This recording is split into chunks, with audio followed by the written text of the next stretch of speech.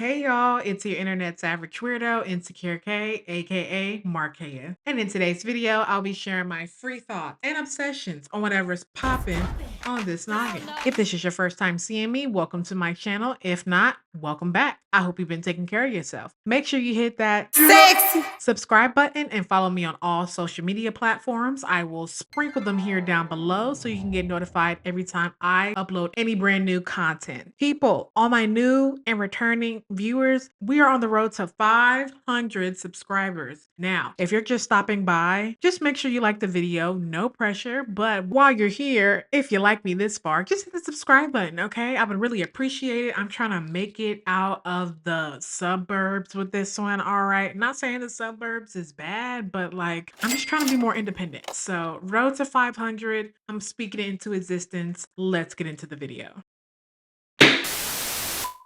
In today's court session, we have Miss Erica Mena, aka Erica Jasmine Mena. She is an American actress, model, singer, entrepreneur, and philanthropist. She is best known for her appearances on MTV's reality show Love and Hip Hop, New York, and also Atlanta from about 2011 to 2023. So with her kind of demise on that show, she ended up getting fired for, making some derogatory and disrespectful remarks to one of her co-stars on the show, Miss Spice. You piece of trash. You monkey. Get in the car.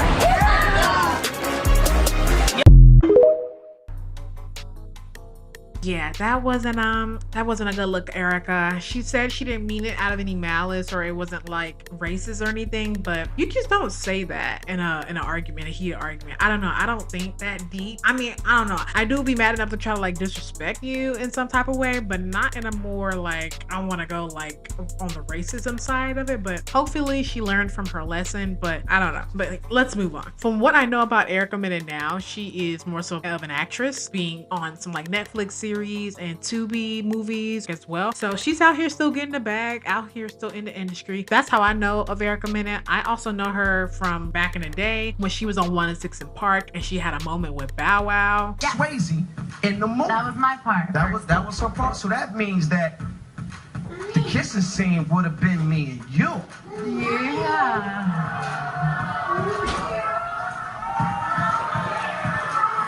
It kind of sucks that it never really happened, right? I mean, I'm saying, what's up?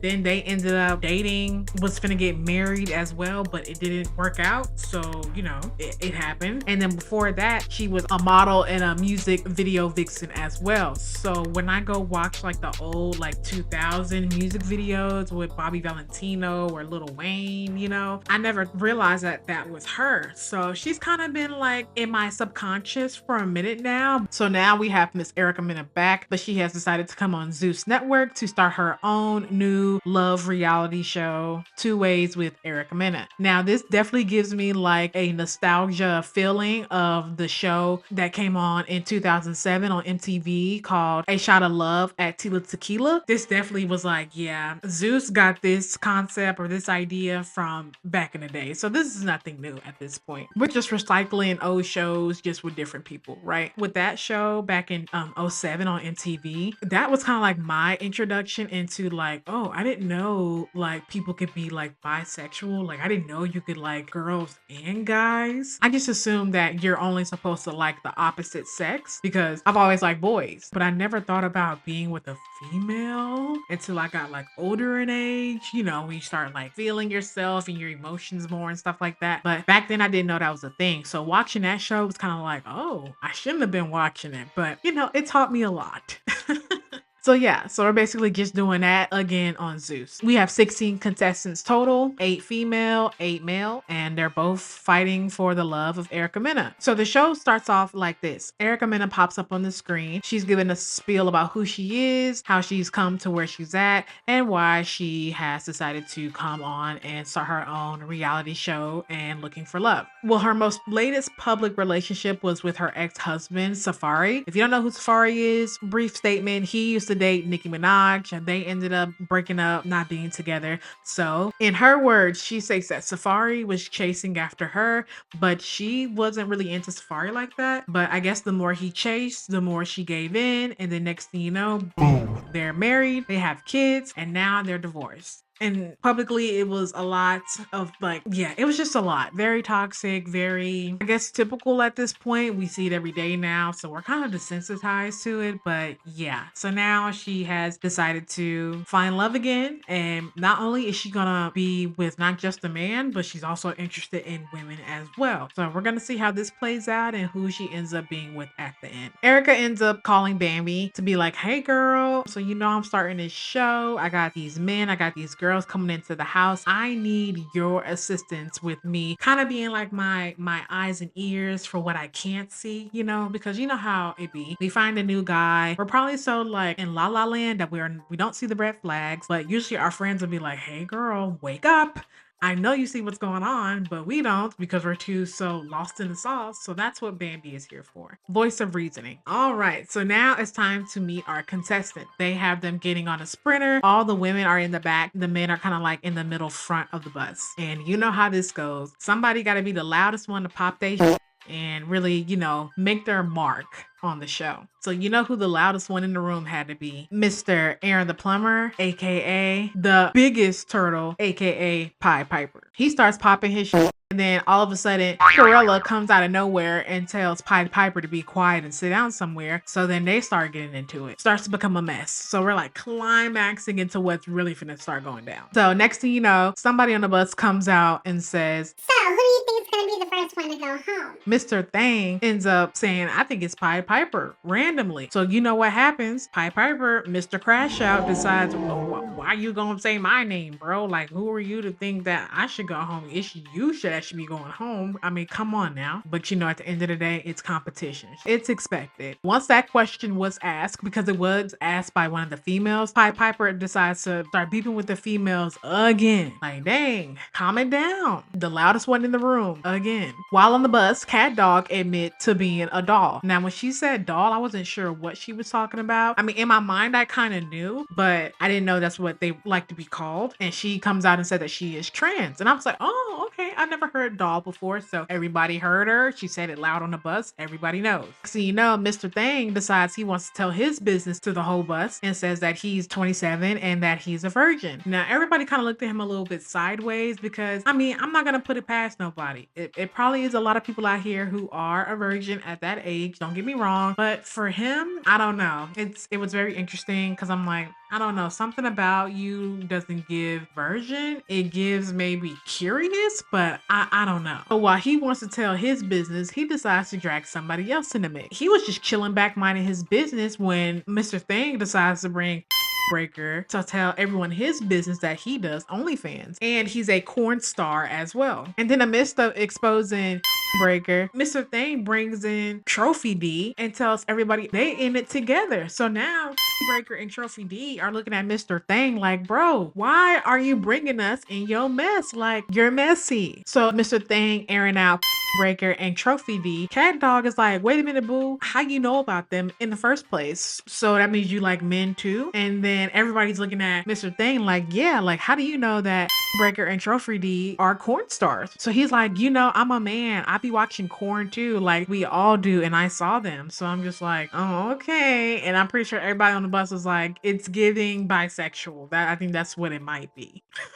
That's what it might be. So now he's mad and feeling some type of way because now he's being questioned about his sexuality. Mr. Thing, if you would have never aired out Trophy D and Breaker's business, the discussion wouldn't have never been on you. But since you said something about it, yeah, it is a little bit suspicious because how would you know? I'm just saying that's your business. But then again, you brought us into your business, so you can't be mad if Cat Dog called you out on it, you know? So in the midst of Mr. Thing feeling embarrassed and arguing with everyone about why he saw them doing what they were doing, you know, Pied Piper calls one of the females a sex worker. Honestly, out of nowhere, I don't even know why he said that. Maybe they were saying something on the side side conversation, but now he's arguing with the females again. Like, come on, Pied Piper. Why? Why are you arguing with the females? You scaring the huzz. Okay, you're scaring the huzz. The energy is now shifted onto Cat Dog and Pied Piper. Now, those two are going back and forth because we find out that Pied Piper and Pee Wee are cool. It was kind of given like, oh, so now y'all can tag team on people because y'all cool together. Because in the midst of them going at it, Pied Piper ends up getting into it with the twins. They were at the front of the bus chilling. Pied Piper brought up about stuff in the Bible. He was saying that about having multiple wives and yada yada yada. So the twins were basically correcting him on what he was trying to say, you know, misinformation. Because if it is misinformation, Pied Piper, you wrong. Because if you talk about the Bible, at least talk about it in a correct manner.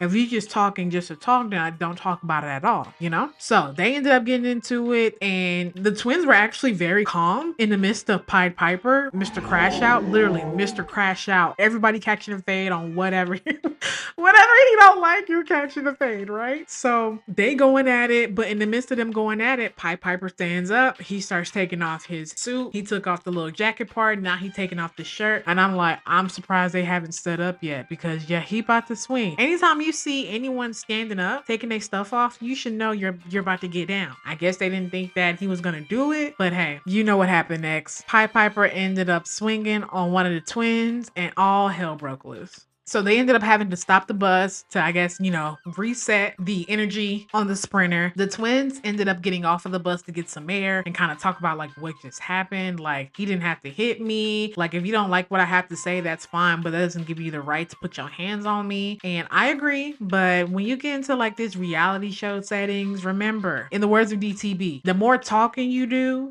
the more this you do, the more camera time you get, the more money. So I don't know if that was the same concept on Two Ways with Erica Mena, but that's how it is on Baddies. So once they kind of calmed down a little bit, everybody got back on the bus again. And you know, we still haven't even made it to the house yet. This is still the Sprinter. We're nowhere near the house. We haven't met Erica. Like, this is just the beginning. So everybody's back on the bus now. Cat Dog and Pied Piper are talking to each other. And it's kind of like they're flirting a little bit, but then they're kind of throwing like shots at each other too. So it's like, I don't know what it's giving. So Pied Piper's like, he wanted to take the lip gloss off of Cat Dog's mouth. And I'm like, wait, huh? What's going on here? Is he drunk? Like, what's all this talking? What's all this, like, what's going on? So then after he says that, he wants Cat Dog to put a mint in his mouth. And she did. So I was like, oh my God, you didn't say you want to take the lip gloss off of her mouth. And now you got her putting mints in your mouth.